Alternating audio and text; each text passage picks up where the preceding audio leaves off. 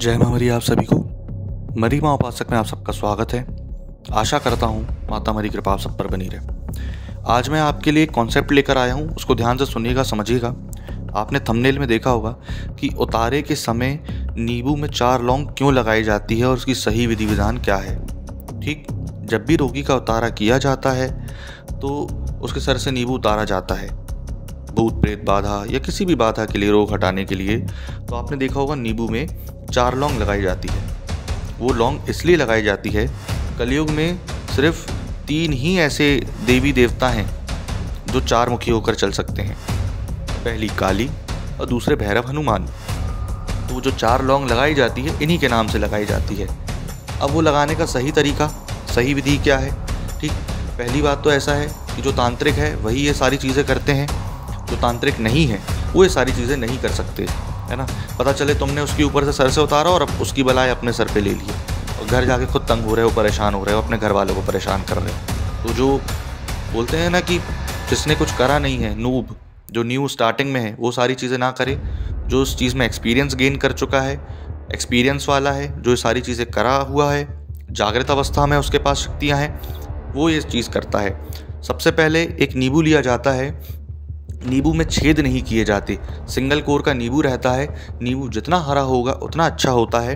और 4 लौंग ली जाती है और चारों लौंग को बारी बारी से, है ना, अब जैसे डंठल के ओर और नीचे की ओर नहीं लगाना है, बीच में सेंटर में डंठल और जो नीचे वाला कोर है उसका बिल्कुल उसके सेंटर में लौंग लगाई जाती है।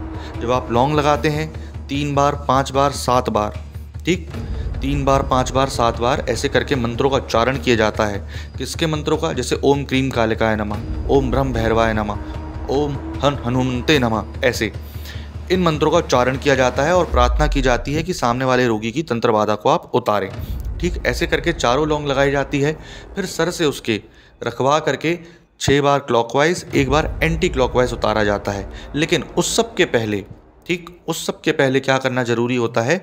उस सब के पहले ये करना जरूरी होता है कि अगर रोगी ऑफलाइन है, मतलब आपके पास सामने खड़ा है, सामने मिल रहा है आपसे, तो उसको पहले शुद्ध किया जाता है। शुद्ध करने के बाद क्या किया जाता है? उसको बैठाया जाता है, चारों दिशाओं से बांधा जाता है। बांधा किससे जाता है? हल्दी, चावल, कुमकुम, या फिर पानी से, या फिर दारू से, या फिर चाकू से गोल घेरा लगा करके बांधा जाता है। गोल घेरा लगा करके बांधे जाने का अर्थ ये होता है कि जितनी भी शक्तियां हैं सामने वाले की, जो नकारात्मकताएं, ऊर्जा हैं, वो पूरी बंध जाएं, कहीं भागने ना पाए। और उसी में चलते हैं भैरव, गुरु गोरखनाथ, माता काली, हनुमंत, ये सारी चीज़ें उस पर चलती है।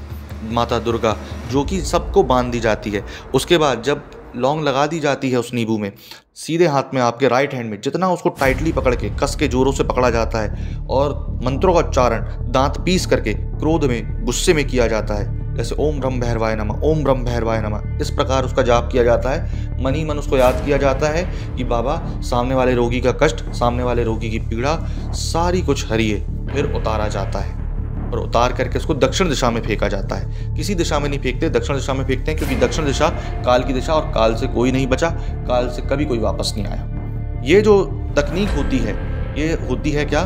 तांत्रिकों की तकनीक। अगर आपसे कुछ भी नहीं बन रहा है, नवरात्रि में एक तरीका, एक प्रयोग दे देता हूँ छोटा सा, वो कर लीजिएगा। नवरात्रि के पहले दिन से लेकर के नवमी के दिन तक आप सिर्फ और सिर्फ क्या करें?